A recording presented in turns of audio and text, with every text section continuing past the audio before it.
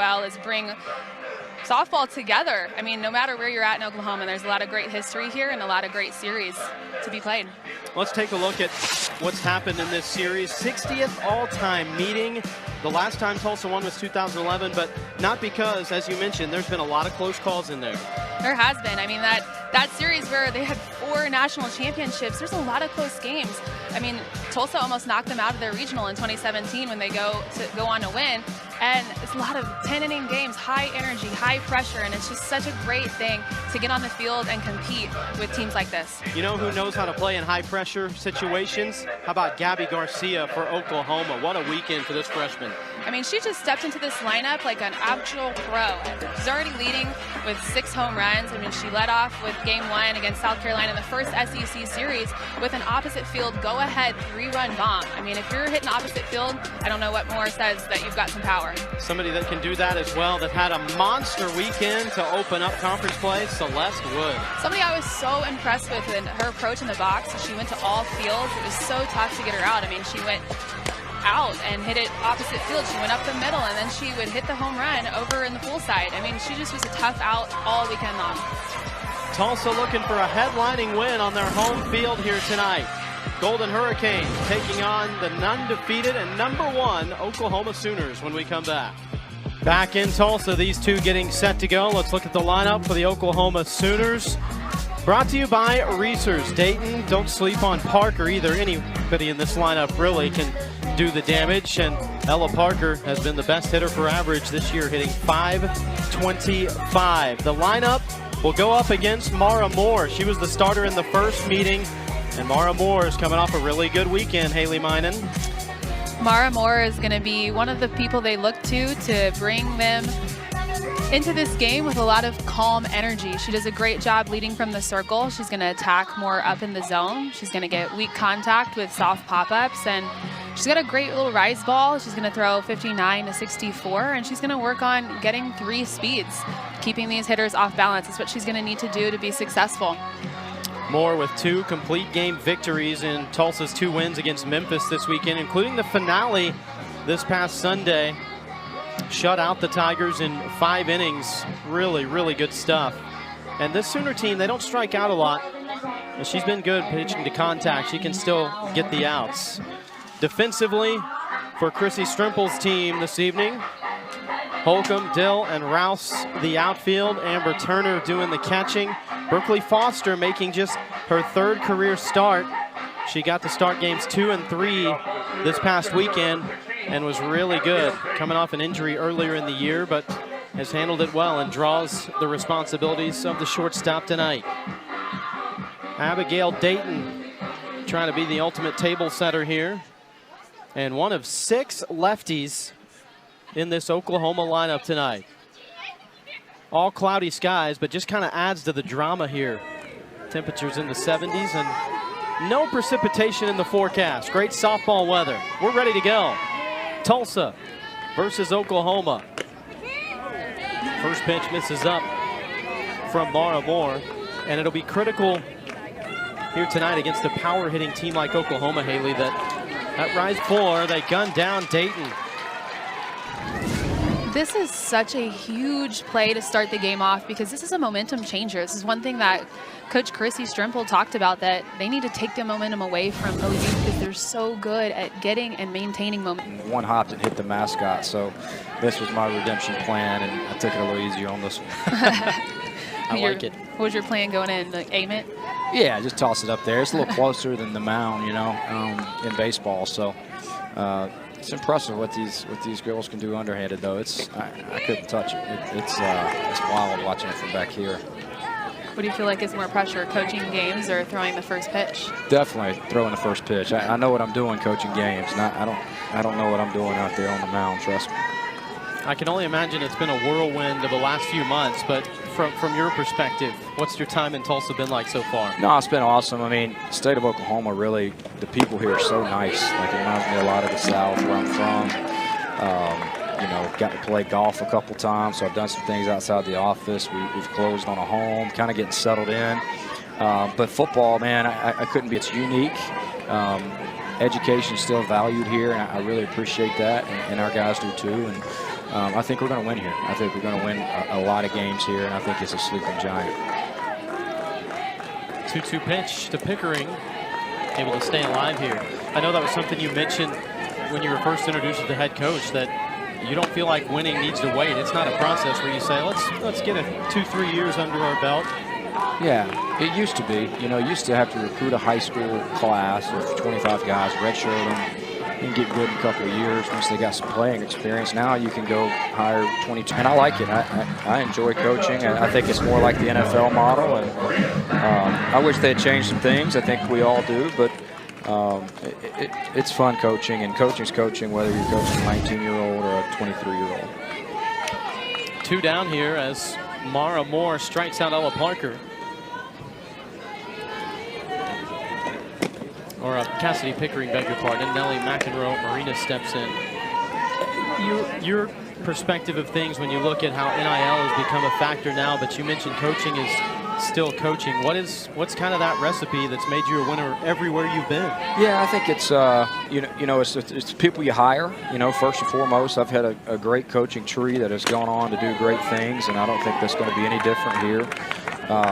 Guys are going to move on. Guys are going to be great coaches in the NFL and the SEC, and we've proven that. I think that's a really, really big piece of it. Relationships, being young helps. 35, recruiting good players, having an administration that cares about football, which the one here really does. Justin and Joe and those guys, President Carson. So it's not just me. Like, it's the whole, you know, the old saying, it takes a village to raise a kid, and you know, the whole picture's got to be there. You can't have any weaknesses, and that's what we're putting together right now. Moore's 2 out of the inning unscathed. 1 left on. How about this play? Yeah, I thought that really got him going. I mean, if she's safe right there, you know, you never know what happens. That was a huge momentum changer to get that girl out of second. That was pretty cool. In Tulsa, as we move to the bottom of the first, here's your lineup for the Golden Hurricane. And how about Amber Turner and what she's done recently? She's done a great job as a freshman stepping into this lineup and creating some consistency because she puts really good at-bats together. She has a good eye, she swings at good pitches, and she's kind of got in there, and she's done exactly what Chrissy's asked her to. All in the circle here tonight for Oklahoma, Audrey Lowry, the left-hander. What should we expect from her, Haley? Audrey Lowry is very unassuming in the way that she kind of attacks hitters because she's a very quiet and sweet type person, but she's just a dog out there in the circle. She's going to throw 63 to 64, but she can dial it up into the high 60s. She's got all pitches that she uses her curve a lot and uses it well. She's going to introduce ground out. She's going to mix both sides of the plate, and she's got really elite spin. Coming in with a perfect 5-0 mark. 27 strikeouts, only 2 walks. Does not do a lot of self-inflicting. Does that pitch up high? We're joined by Tulsa football coach Trey Lamb, and you're no stranger to softball. You were telling us during the break you got a pretty good family connection. Yeah, my first cousin is the catcher at University of Georgia, so I think they're top 10 in the country right now. She's a senior, had postseason play. I was talking to Chrissy before the game. She said this freshman pitcher for them is like all world. Like, she's got a chance to be freshman of the year in the SEC. She said she's really good. So she thinks they're going to change several times, left, right, left, whatever that means. It's out of my league. Gets a strikeout to start, retiring Macy Cole here. It's a great pitch right there on the corner. It's exactly what she wants to do. She's going to use those corners and make hitters kind of guess what she's going to throw.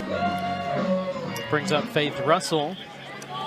Coach, as you mentioned, coming out of spring break, you'll have the start of spring practice. What are some of the immediate focuses to kind of attack, and what elements of the game?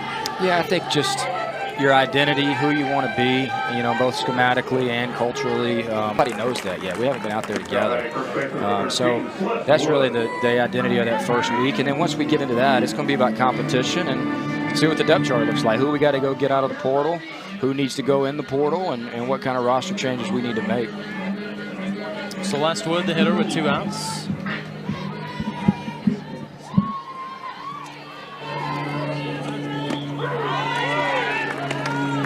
You obviously come from a line of coaches. Your father, your grandfather, multiple championships. Is there a #1 value, core coaching value that they instilled in you? Yeah, I just think you got to be able to teach. You know, like at the end of the day, we're teachers. Like we're it's no different than a professor. We're in the education business. We're just trying to help, you know, a player get all the way down to Pee Wee. We're looking forward to seeing that. Back in Tulsa, there's the legend, 31st season as the head coach, Patty Gasso, 4 straight national titles, and earlier this season named the new head coach for USA softball, which is thrilling for a lot of people, but especially in this state for Oklahomans to see one of their own. Pretty cool moment for Patty Gasso. Well, and she's got so much experience on the field where it's going to be played, and I'm really looking forward to seeing. I mean, I know it's in 2028, but it's going to be a great time, and she's going to lead a great team. No doubt about it. Gabby Garcia will lead off here in the second. SEC co-freshman of the week. Well earned. No, Garcia, she had only hit in the 8-9 spot in the last. It's only the 5th home run that Mara Moore has given up this year in nearly 70 innings pitched. So not one to give up the long ball. See how she rebounds here with Sydney Sanders at the plate. And one thing that Mara is really good at is rebounding. She did that all weekend last series, and she's just a calm presence. She takes her craft very seriously, and she is going to come back in and keep her team in this game. Gets a strike on the upper edge. Such a student of the game. Studies her craft as in-depth as anybody. Didn't pitch bad against OU the first time. And she took the loss, but in 3 innings only gave up 2 earned runs. So she had her team in the ball game whenever she left, but there were some misplays in the field that led to 3 unearned runs. But in a game like this, there's nobody else that you put the ball in their hands. A veteran, she wants the ball too. That's the big thing.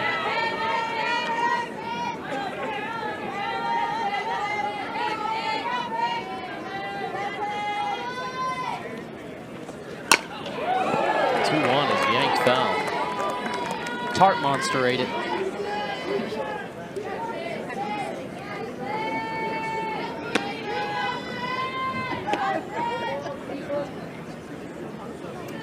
A lot of tough games in the...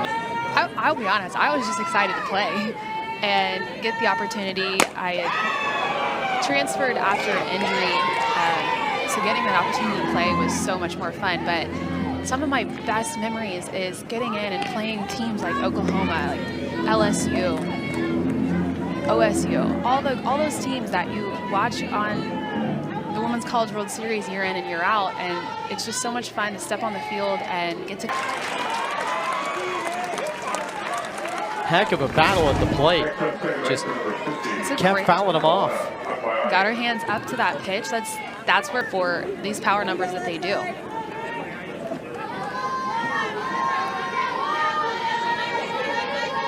Since JT has taken over the offense, their lineup produces 7.8 runs per game with 922 home runs, and they're only striking out on 9.1%. That is absolutely crazy. And so with all these new faces in the lineup, you just know that JT is such a great leader for their hitters. Albayani at the plate.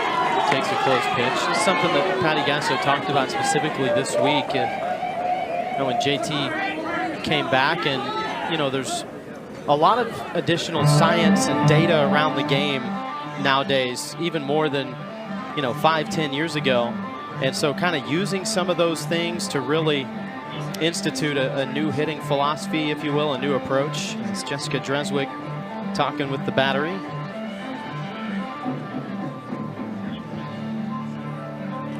Just want to check in. 2 quick balls, and you don't ever want to give Oklahoma any extra reason to have another out to work with. And it sounds interesting to say, as far as the offense for OU kind of changing things a little bit, considering that they had been the elite of the elite. But if you're not evolving, then you risk dying, right? You got to keep changing with the times, and credit to that entire coaching staff that they continue to look for better more efficient ways to do things. Yeah, one of the hardest things to do about being the best is staying the best. You have to keep moving because everybody's chasing you no matter where you're at. And at number one, it's hard to be there. It's hard to stay there. Even after the first hitter was able to reach base, able to shut out the Sooners, but Oklahoma not to be denied so far here. Gabby Garcia with a leadoff. And another hit on this up and in pitch, just what you talked about earlier. It was a little closer than I thought over there at second base, too.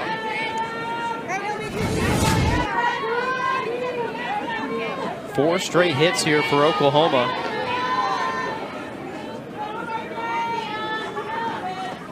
Tia Malloy, bottom of the lineup, takes the first pitch.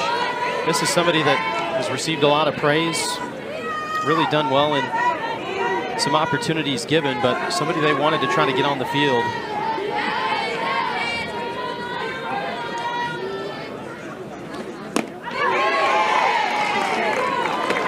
So just somebody that has a lot of high IQ and super athletic.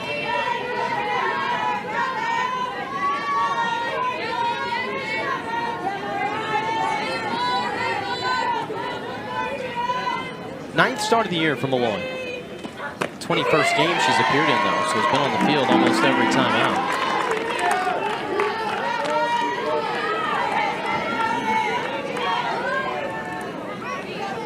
Able to keep both of those runners at bay. I mean, this is a good adjustment to get that ball a little bit more off the plate, coming out after those 2 hits, or 4 hits rather, in a row. That's what she's going to need to do. She's going to have to keep the ball off the white. Back to the top of the lineup now, Abigail Dayton. Way up for ball 1. No, for Oklahoma, it was a wild SEC opening series against South Carolina down in Norman at Love's Field. 10-9 in game 1 on Friday in their first ever SEC game. And then the weather washed out Saturday's contest, so they played a twin bill on Sunday. They won game 1, 10-9, and then 2-1 in the finale.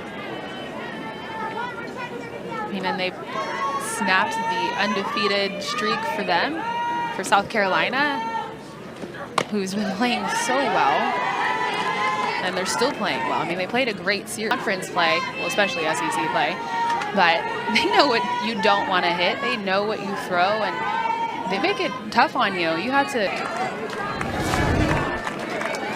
I mean, they prevented the run and they ran her back to third, but just kind of rushed throw and that could hurt them.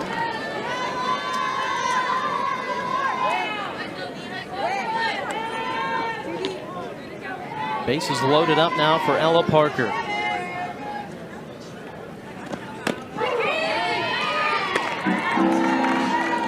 Parker hitting .550 with runners in scoring position.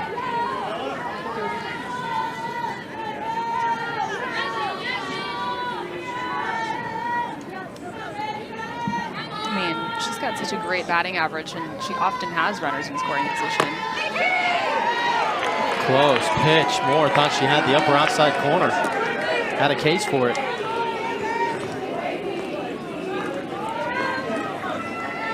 Exactly the type of pitches she needs to do to show these hitters that, you know, where's the corner, make them guess, so that. And that's a big time step for Moore and Tulsa to try to get out of this second without any further damage. Next up, left over 7, Cassidy Pickering. You've got 3 people coming for it. It feels easy, or feels like it should be easy, but those high balls are tough. 2 outs now. Cassidy Pickering going after the first pitch. Popped out of play. Almost a repeat. Moore struck out Pickering first time up. Preseason All SEC selection. And already having that type of year. Came in as the team's home run leader with 7. Now shares that lead with Gabby Garcia, who homered to lead off this inning. I mean, there's really no better way to start your collegiate appearances than how she did. In her first plate appearance, she hit a grand slam. I mean, I don't think you could ask for anything better. Yeah, if you're writing a script, nobody would believe it. They'd say, no, that's too unrealistic. We can't do that. No, who does that, right? I mean, just hitting a home run in your first appearance would be a dream come true, much less a grand slam. But really just set her up for the whole year, as well as she's done. All-tournament team last year in the World Series.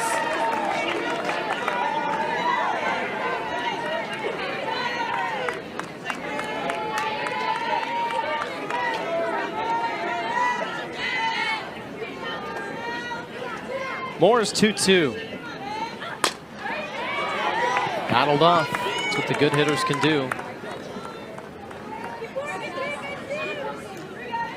That's one thing about OU hitters is, I mean, that's a pitch that she struck out on last time that they're not going to really make that same swing. They're just so